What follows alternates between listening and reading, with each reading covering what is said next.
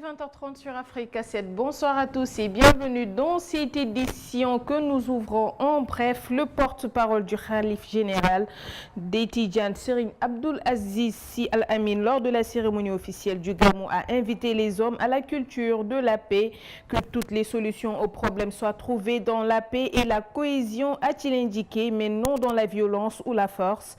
Il a par ailleurs demandé aux musulmans de suivre encore et toujours les enseignements du prophète Mohammed, paix et salut sur lui.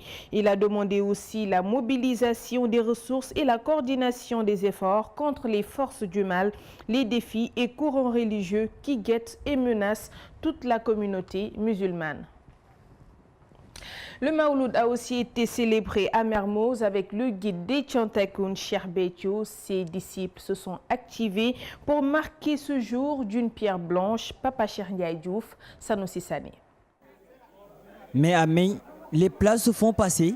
Le guide des Thiantakoun, Cheikh Béthio, offre un petit déjeuner à ses invités à l'occasion du Mawlud commémorant la naissance du prophète Mohammed. Ce sont des mets copieux que l'on prépare et qu'on donne à tous les condisciples, à toutes les personnes, à tous les êtres humains pour la face de Serigne Saliou Mbacké.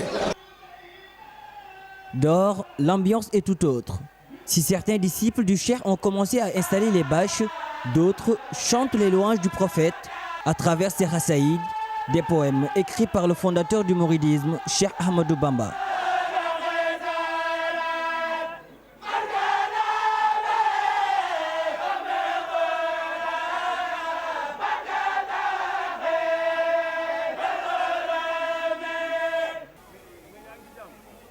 De l'autre côté, les troupeaux de bœufs attirent du monde, un à un. Ils sont tirés par ces disciples du Cheikh, appelés Thiantakoun, malgré les scènes de résistance, direction l'abattoir.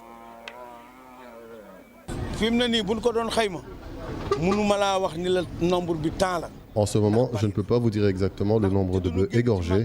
Juste après le Magal, on s'est rendu en Mauritanie pour préparer le Mawlud. Tout ceci, nous le faisons par la grâce de Serigne Saliou. La viande est coupée, regroupée en tas. C'est ici, dans une des nombreuses cuisines aménagées, que les repas seront préparés. Le marabout nous a aménagé cette cuisine. Nous y préparons des plats copieux rien que pour les invités.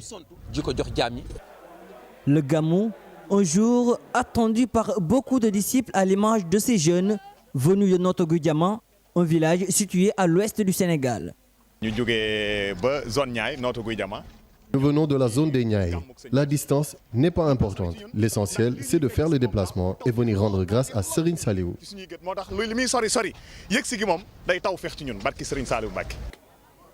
Le Gamou à Mermoz, une occasion pour Cheikh Béthio et ses disciples de célébrer la nuit de la naissance du prophète Mohammed.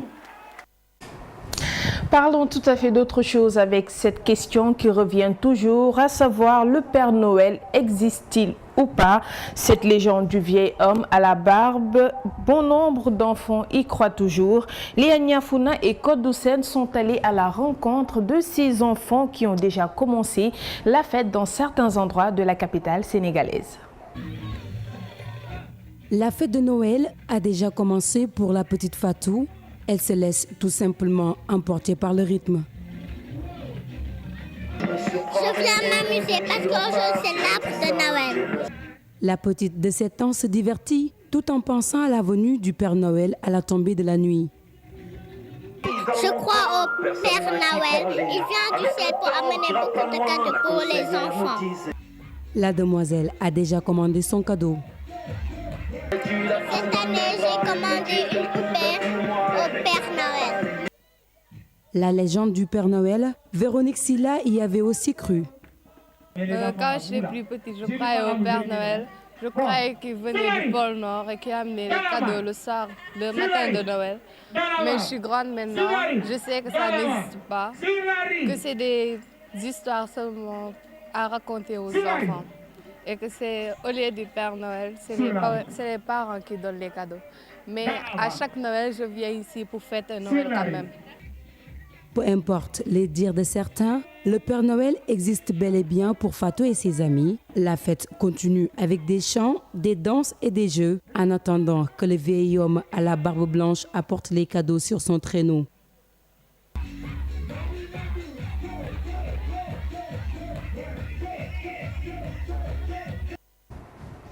En cette veille de Noël, les moyens ne suffisent pas pour tous les parents pour acheter des cadeaux à leurs enfants, un fait qui ne les empêche pas de faire la fête à leur manière. Un reportage de Papa Cheikh Ndiaye Diouf et Paulette Médé-Préra.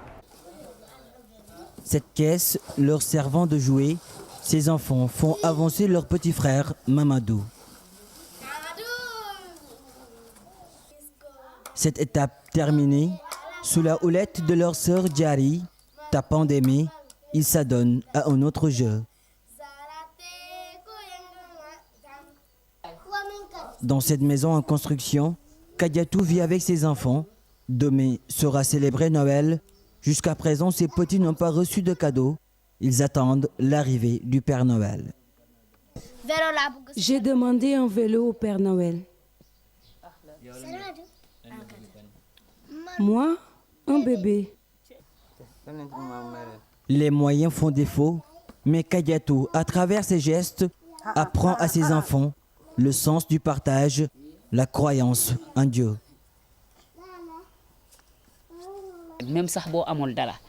Même si je n'ai pas de moyens, cela ne m'empêche pas de faire la fête avec mes enfants. Je leur demande chaque jour de continuer à prier, à rendre grâce à Dieu. Le regard plein d'amour.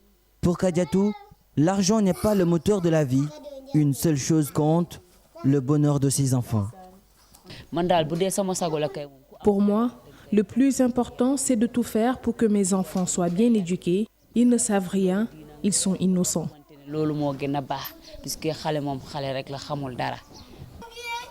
Ici, pas de sapin de Noël, pas de cadeaux pour ses enfants. Innocents, ils continuent dans la plus grande joie à attendre l'arrivée du Père Noël.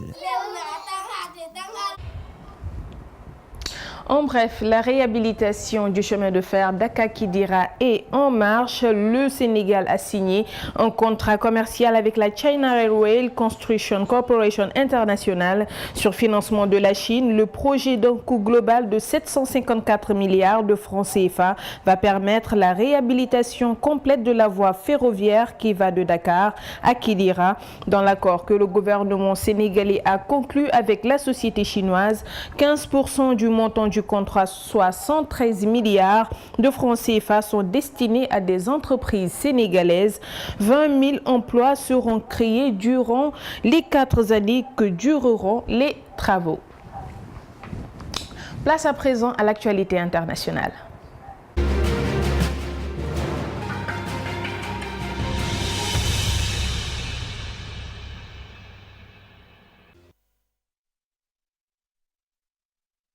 Au Burundi, où une coalition de rébellion a vu le jour, alors que le régime poursuit les arrestations dans la capitale, les autorités centrafricaines annoncent un report des élections présidentielles et législatives. Et pour le régime de Bachar al-Assad, se dit ouvert à des pourparlers avec l'opposition syrienne. Le tout avec Jean-William. Au Burundi, des opérations conjointes de la police et de l'armée ont eu lieu mercredi dans le quartier contestataire de Mutakura. La localité a été bouclée durant plusieurs heures par des policiers munis de photos de présumés criminels cachés dans des maisons. Cette perquisition fait suite aux manifestations des habitants après l'arrestation mardi d'une quinzaine de personnes par des soldats. Les populations sur place parlent d'une dizaine de nouvelles arrestations lors de ces opérations qui se sont poursuivies ce jeudi.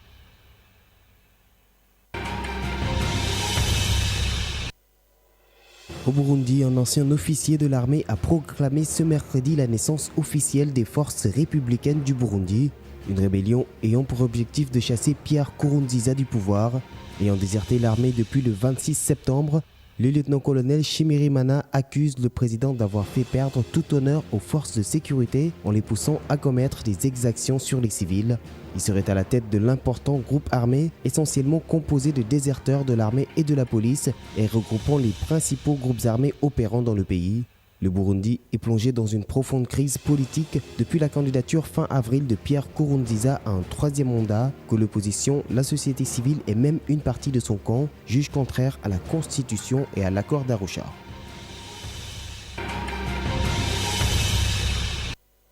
En République centrafricaine, le premier tour des élections présidentielles et législatives aura lieu le 30 décembre au lieu du dimanche 27 comme prévu initialement. Un report dû aux difficultés rencontrées dans le déploiement du matériel électoral à travers le pays. Selon les autorités, seuls 70% du territoire aurait pu être couvert si le scrutin avait été maintenu au 27 décembre. Repoussées à plusieurs reprises du fait de l'insécurité persistante, ces élections doivent clore la transition et mettre fin à 3 ans de violences intercommunautaires qui ont plongé la République centrafricaine dans une crise sans précédent.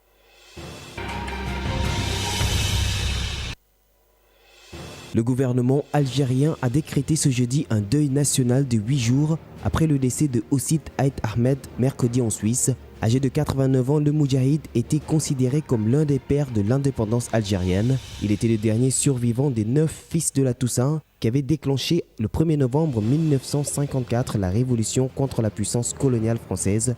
Aucune précision n'a été donnée sur la date ou le lieu des obsèques du chef historique. Il devrait toutefois être inhumé dans son village natal d'Aït Yahya en Kabylie.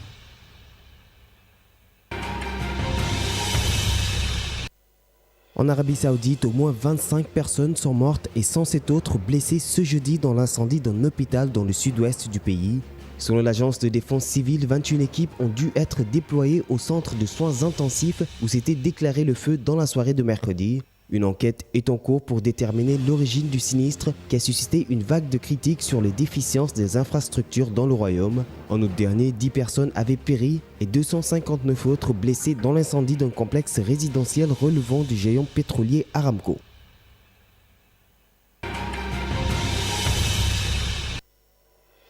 Quelques jours après un accord au sein du Conseil de sécurité de l'ONU, Damas s'est dit ce jeudi prête à participer aux discussions sur la Syrie. Un dialogue qui, selon le ministre syrien des Affaires étrangères, devra toutefois se tenir sous l'égide de l'ONU et sans interférence étrangère. Prévu en fin janvier en Suisse, les pourparlers seront axés sur l'instauration d'un cessez-le-feu et la mise en place d'un gouvernement de transition dans les 6 mois. La feuille de route du Conseil de sécurité prévoit également la tenue d'élections dans les 18 mois à venir. Plus de 250 000 personnes ont péri au cours des affrontements entre l'opposition et le régime syrien.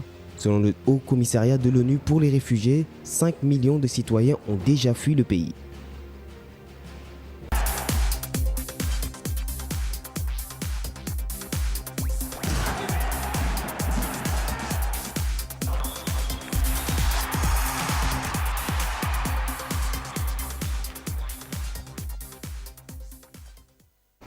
En sport, Riyad Mahrez affole le mercato hivernal en Premier League, toujours en Angleterre. Les négociations continuent entre Chelsea et l'Impact Montréal pour l'intégration de Drogba dans le staff du club londonien.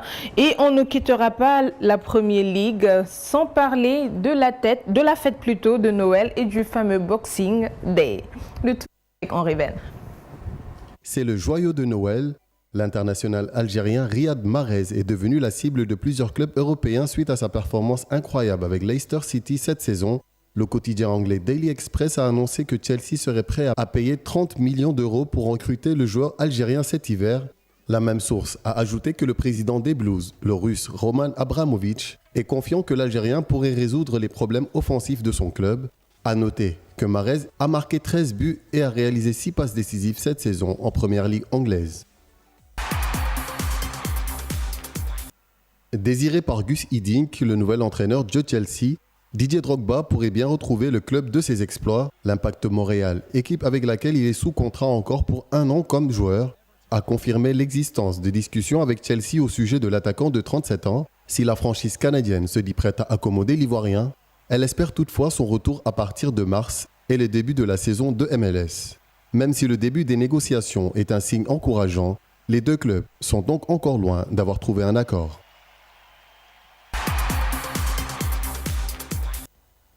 Outre-Manche, les joueurs ont à peine le temps de digérer la dinde qu'il leur faut enfiler à nouveau leurs shorts. Au cas où ça vous aurait échappé, les Foxes de Leicester, revenus dans l'élite en 2013, sont actuellement en tête de la Première Ligue. Les coéquipiers de Riyad Mahrez et Jamie Vardy fascinent les suiveurs du championnat anglais qui, au lendemain de Noël, vont pouvoir se régaler devant le fameux Boxing Day. Pourtant, en juin dernier, quand ils ont dévoilé le calendrier de l'exercice en cours, les organisateurs de la Première Ligue devaient être à milieu de s'imaginer que ce Liverpool-Leicester allait constituer le big match du Boxing Day. Voici donc les autres affiches programmées ce samedi 26 décembre.